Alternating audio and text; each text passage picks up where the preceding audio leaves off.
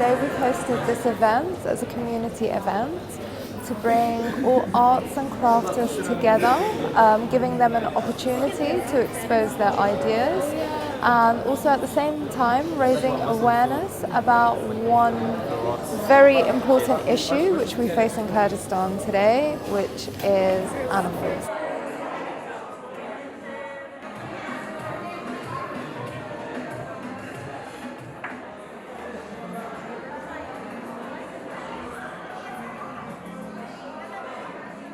I'm volunteering at the animal shelter of Kurdistan.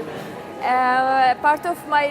reason why I'm volunteering is because I have compassion about animals, and in particular dogs and puppies. And also I realize here in Kurdistan we don't have much raising awareness and compassion and caring about this fairy dog that are outside this street.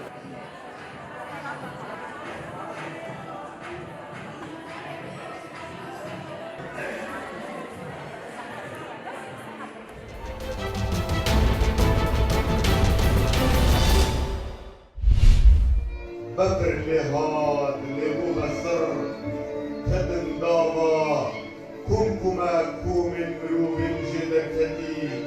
برمضت هارم بنداما صبا وەکوی کە قوتابیان کوردستانی پڕێکا نیشاندانە بەهرە و شیانێت ئەوان قوتابیان بەهرەدارن بۆوارێ بێژن بوارێ هونەریت بوارێ شێوەکاریدا کوان قوتابیا شایە پڕێکا نوێسینە هۆزانێ هەمی تشتێکی حاضر بکن و ئەڤروکەدا نیشا ئامادەبوویان بەڕێزم هەرت گەلدا هەمی قوتابی ئەبێت و حەزاوێنە کێشانە هەیە و پێشانگەیەک بوانە ژهاتیەوەکردنێ و شیانە هەندێک وێنەیەن جوان و سەرنجڕاکێش بکێشن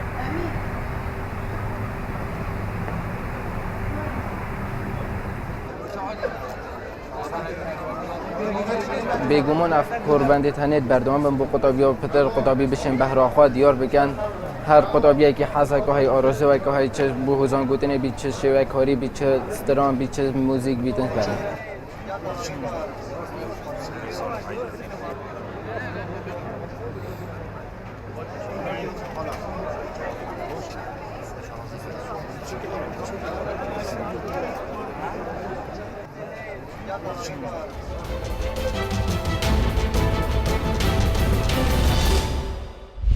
This is my sixth time that I've come to Kurdistan.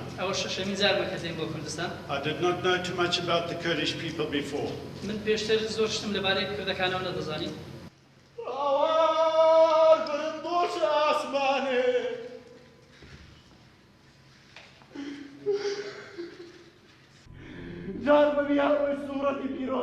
ئەمڕۆ هەستاین بە ئەنجامدانی نمایشێک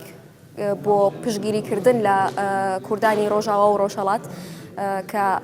بتوانین هاوخەمی خۆمان دەرببڕین بۆ ئەوان کە ئەو ماوەیە زوڵمێکی زۆریان لێکراوە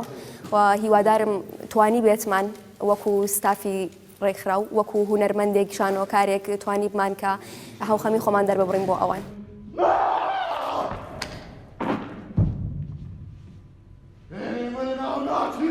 ئەم شانۆیە دەلالە دەکات لەو ئازارانەی چەندین ساڵە کورد بەدەستی وەدەناڵێنێت لەو ئازارانەی کە بە زوڵم لێ دەکرێت جگە لەوەی کە کورد میلەتێکە هەردەم هیوایەتی خۆشی و شادی و بە ئاشتی بژیت و دەستی دۆستی بە هەموو وڵاتێکیش درێژ کردووە بەڵام بەداخەوە وڵاتان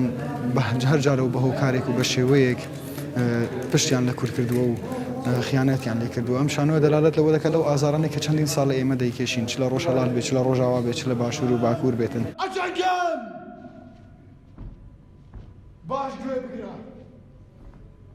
باش گوێ بگرە هەی کافر هەی زاڵم